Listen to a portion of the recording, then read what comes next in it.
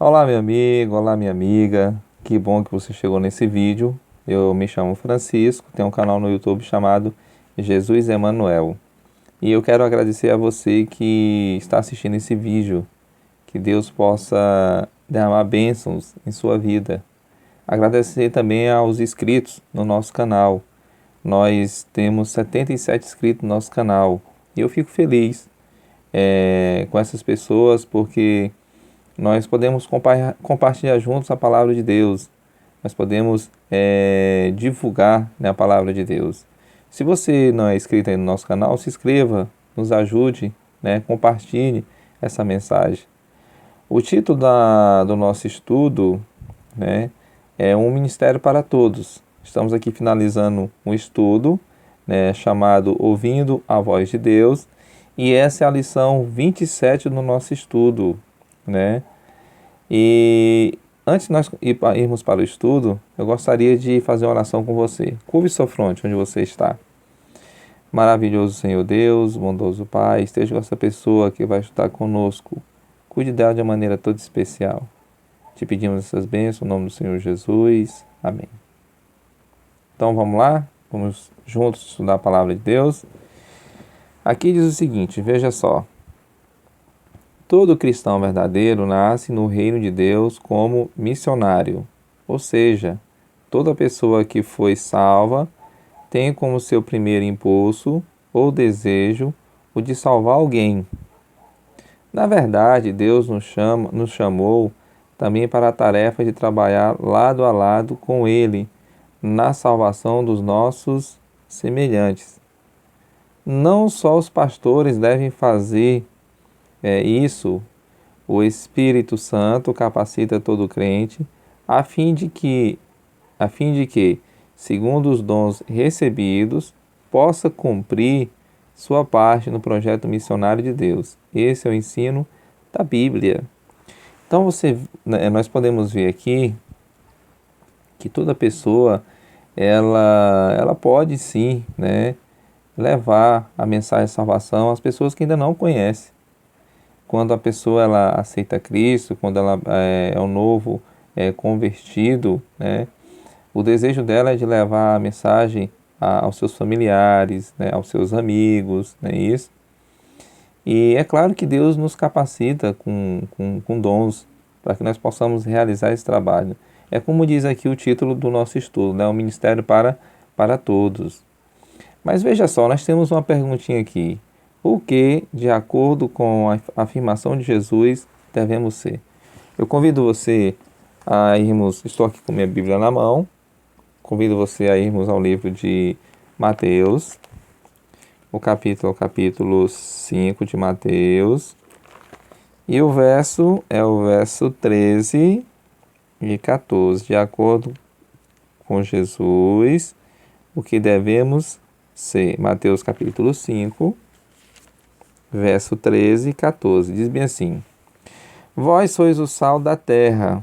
Ora, se o sal vier a ser insípido, como lhe restaurará o sabor? Para nada mais preste, senão para lançado fora, ser pisado pelos homens. O verso 14 diz bem assim: Vós sois a luz do mundo. Não se pode esconder a cidade edificada sobre um monte. Então você percebe aqui Jesus aqui está nos comparando, não é mesmo? Jesus está dizendo aqui que nós somos o sal da terra, não é isso? Perceba que o sal ele dá o que? Sabor, né? E se não dá sabor, para nada presta. O que é interessante também é que Jesus nos compara a luz do mundo, né? Ou seja, que nós somos luz. Interessante isso, né? Então é a forma que Jesus, né, nos compara, né? Luz da terra, sal da terra, perdão, e luz do mundo. Quando é que o crente se torna luz no mundo? Quando o crente se torna luz no mundo? No livro de Atos, capítulo 1, e o verso 8, nos fala, Atos 1, verso 8, quando o crente se torna luz no mundo. Atos 1 e o verso 8. E o texto nos diz o seguinte, veja só: mas recebereis poder ao descer sobre vós o Espírito Santo, e sereis minhas testemunhas, tanto em Jerusalém como em toda a Judéia e Samaria e até os confins da terra, né? Então perceba o seguinte, veja só, quando é que o crente se torna luz no mundo?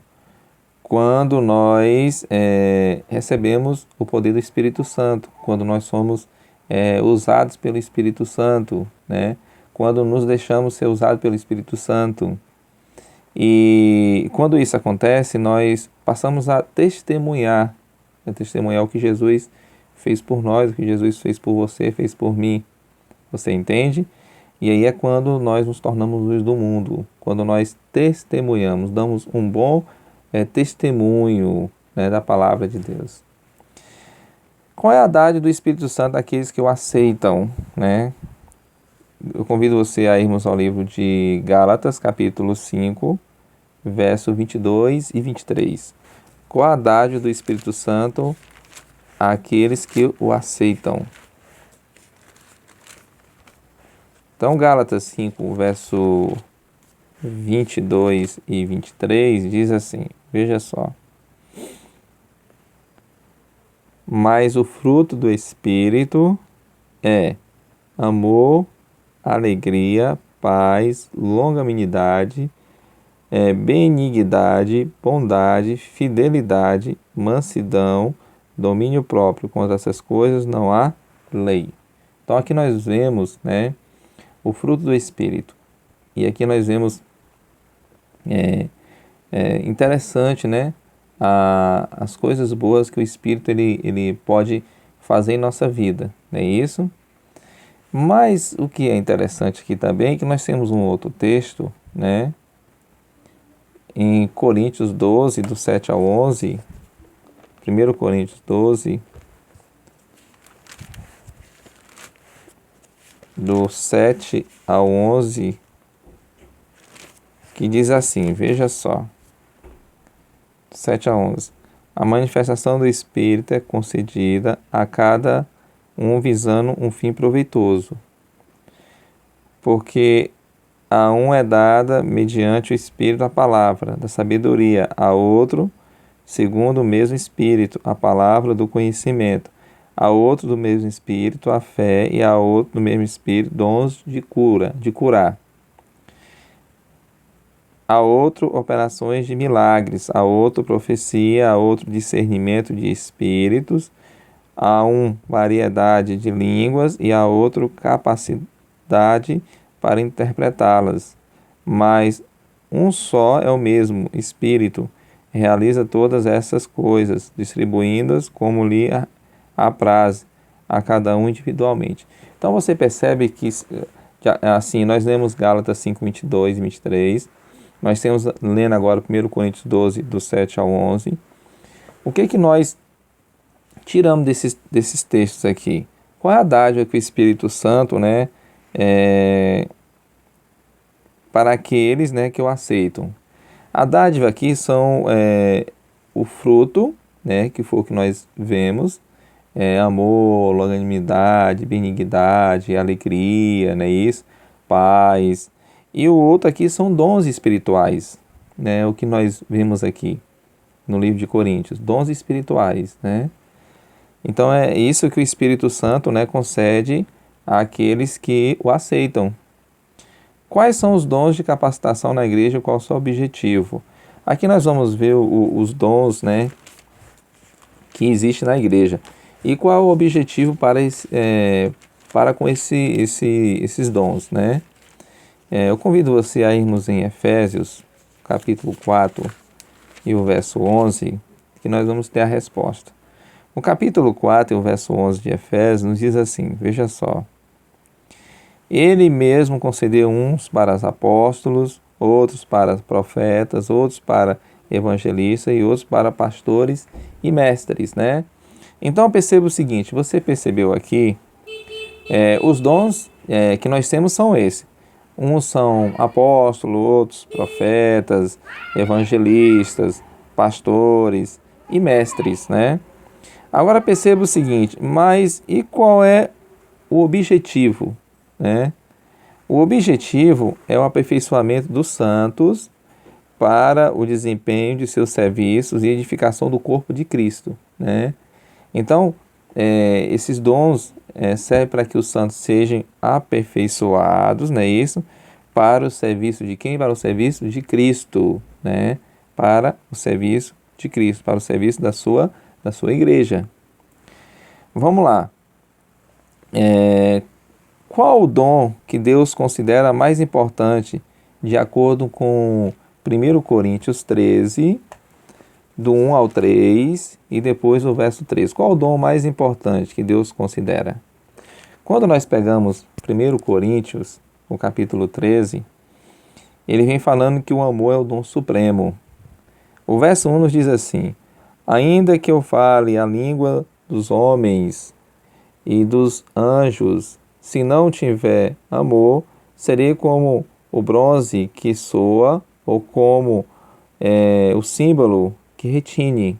O verso 2: ainda que eu tenha o dom de profetizar e conheça todos os mistérios e toda a ciência, ainda que eu tenha tamanha fé, a ponto de transportar montes, se não tiver amor, nada serei.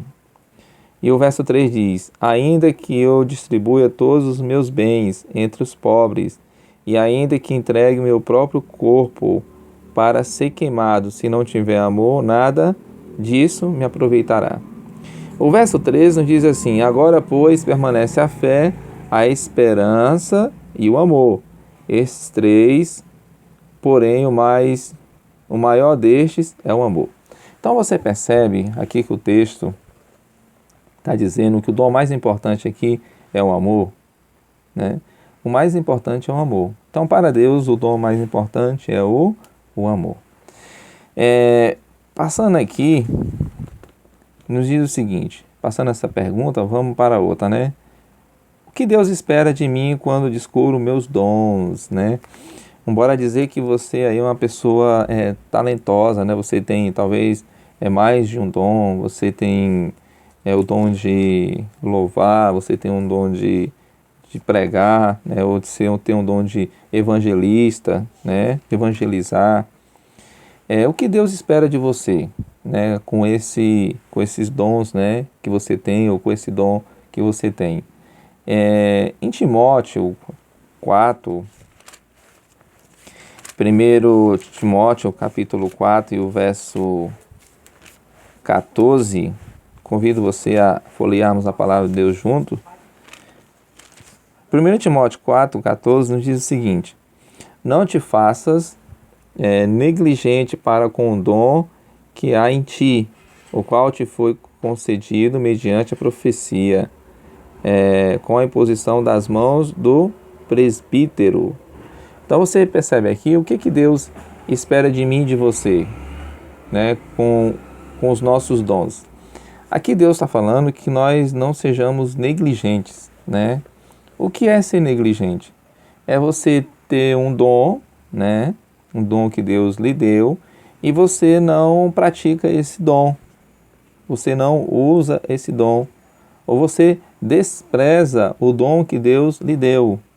Você entende? Então Deus espera que nós não sejamos negligentes com os dons, né, ou com o dom que Ele nos deu. Aqui nos diz o seguinte, veja só.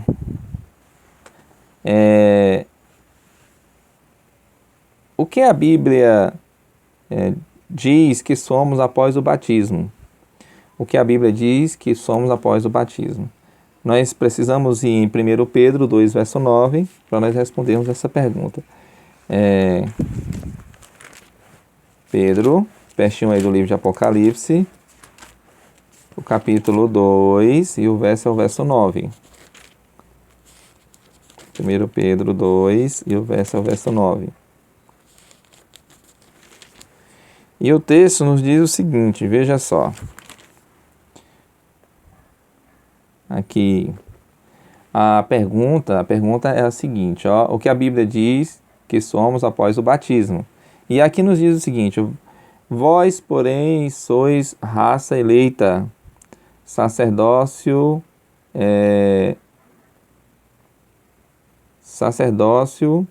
nação santa, povo de propriedade exclusiva de Deus, a fim de proclamardes as virtudes daqueles que vos chamou das trevas para a sua maravilhosa luz, né? Após o batismo, que a Bíblia diz que nós somos, a Bíblia diz que nós somos, nos tornamos ministros, né? Ou sacerdotes de Deus. Você percebe, né? Com grande responsabilidade, né? Que eu e você nós temos, nós somos então um sacerdote de Deus. Nós somos um ministro de Deus, né? Agora nós somos criaturas, né, que devemos agora pregar o amor de Jesus às pessoas que não conhecem. É uma grande responsabilidade, né? Qual é a missão que recebemos de Jesus hoje? Mateus capítulo 28, verso 19 e 20, nos diz o seguinte. Mateus 28, verso 19 e 20. Estou com minha Bíblia aqui folheando. Convido você a fazer o mesmo. E o texto nos diz o seguinte, veja só. Ide, portanto, fazei discípulos de todas as nações, batizando-os em nome do Pai, e do Filho e do Espírito Santo, ensinando-os a guardar todas as coisas que vos tenho ordenado. Eis que estou convosco todos os dias, até a consumação dos séculos. Então você percebe aqui, e veja aqui o seguinte, né? Qual é a missão que nós recebemos de Jesus hoje? Aqui Jesus está falando que nós devemos ir, né, isso, e fazer o quê? Discípulos, né? Fazer discípulos. Ensinando a guardar todas as coisas, né, que Jesus ordenou, né? Então você percebe aqui que eu e você nós temos uma grande missão pela frente, e a missão é pregar o Evangelho, falar do amor de Jesus, não é isso? Anunciar a segunda volta do maravilhoso Senhor Jesus. Essa é a missão que o Senhor Jesus concedeu a mim e a você. Aqui tem um pequeno texto que ele diz o seguinte, veja só. Para crescer espiritualmente, todo crente deve estudar diariamente a Bíblia. É o primeiro ponto, né? Orar e trabalhar para levar pessoas a Cristo. Seja pela oração intercessora, testemunho pessoal ou ensino da Bíblia.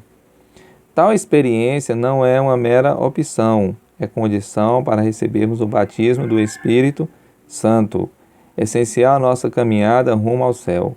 Ou fazemos essas coisas ou morremos espiritualmente. Então você percebe o seguinte, para o cristão crescer espiritualmente, ele deve, é claro, cultivar o estudo da Bíblia. Esse estudo ele tem que ser diário, né? Um outro ponto que é interessante aqui, que o cristão ele tem que orar, é claro, né? O cristão também tem que ter uma vida de oração. E o cristão tem que trabalhar para levar outras pessoas a Cristo. Você entende? Assim como você aí talvez aceitou o Evangelho um dia, né? Você tem que trabalhar para levar outras pessoas a Jesus, né? E um ponto também que é interessante aqui, que essa é a condição para que possamos receber o Espírito Santo, né? Para que o Espírito Santo trabalhe em nossa vida. Então, nós temos que ter uma vida de estudo diário da Bíblia, nós temos que ter uma vida de oração, nós temos que ter uma vida de trabalho na pregação do Evangelho, não é isso? Para que possamos receber, então, o Espírito Santo. Se nós não fizermos isso, estamos mortos espiritualmente. Espero que esse estudo tenha lhe ajudado a compreender um pouco, né, do ministério que Deus deixou para mim e para você. Mas aqui tem 3 perguntinhas, eu gostaria de fazer as 3 perguntinhas para você. A primeira é o seguinte, olha só. Você quer ser um membro ativo na igreja? É a primeira pergunta. Se você quer ser, amém. Quer usar os seus dons para glorificar a Deus? Se você disser sim também, amém. Você aceita a missão de Jesus, né? Está disposto a pregar o Evangelho? Se você disser sim, amém. Que Deus possa abençoar você. E eu convido você a fazer uma oração junto comigo. Maravilhoso Deus, bondoso Pai, obrigado por esse momento do estudo da Tua Palavra. Abençoe essa pessoa que está estudando conosco. Derrama bênção, Senhor, sobre sua vida. E que ela tenha uma vida ativa, Senhor, no ministério que o Senhor deixou para nós. Obrigado por essas bênçãos, te agradeço em nome do Senhor Jesus. Amém. Que Deus abençoe você e até mais uma próxima.